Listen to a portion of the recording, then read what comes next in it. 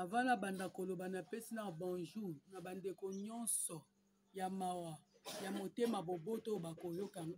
bakoyokanga mpe bakomona video oyo ngai mama na bino Janine leki na bino ndeko na bino ya na bino nazosenga aide mpona maladi oyo esali nga 8 ans botana na différence ya makolo oyo likolo ya gauche eza ya kovimba makasi nabelaka mbasi nakotaka mama yembo nasalaki kuna 8 mois et demi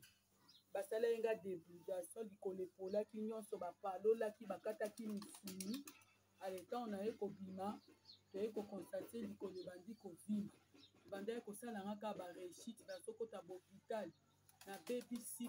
bambongo ekeinga ebele mpona koswanye likolo oyo natali mpe talanga mpe mobali asalaka na ye te azaka débrouillard azaka menize abetaka mabaya tobota toza na 4 enfants nga mpe awa mbongo nyonso esilinga na hôpital ntango naye kosala 8 mois kuna na mama yembo toye kobima naye kobela lisusu dernièrement kutu nauti kokota na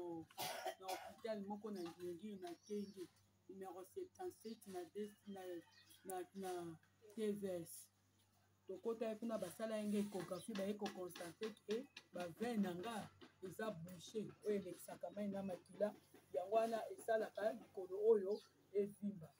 nga mpe ndeko na bino tala kaka mosala mobali aza na mosala ta debrouillard kaka mbongo eza kutu te yango nazolela epa na bino baoyo nyonso bakolanda video oyo bayokelanga mawa nazosenga mpenza aide naza na bana 4 enfants boyokelanga mawa na bolingo ya nzambe bosunga nga ndeko na bino nakomi na suka yango naleki na video oyo kosenga bandeko baza na bolingo ya nzambe baza na bamoyen bosunga nga mpona leka na intervention oyo esengaki nga $2000 na wana kutu kaka mpona opération bafrais hospitalière na bakisi eleki nga mingi naza kutu na mbongo te mobali asalaka te yango wana nazosenga na motu nyonso akolanda video oyo numero nazopesa bino eza ya leki na nga eza 084 090 59 99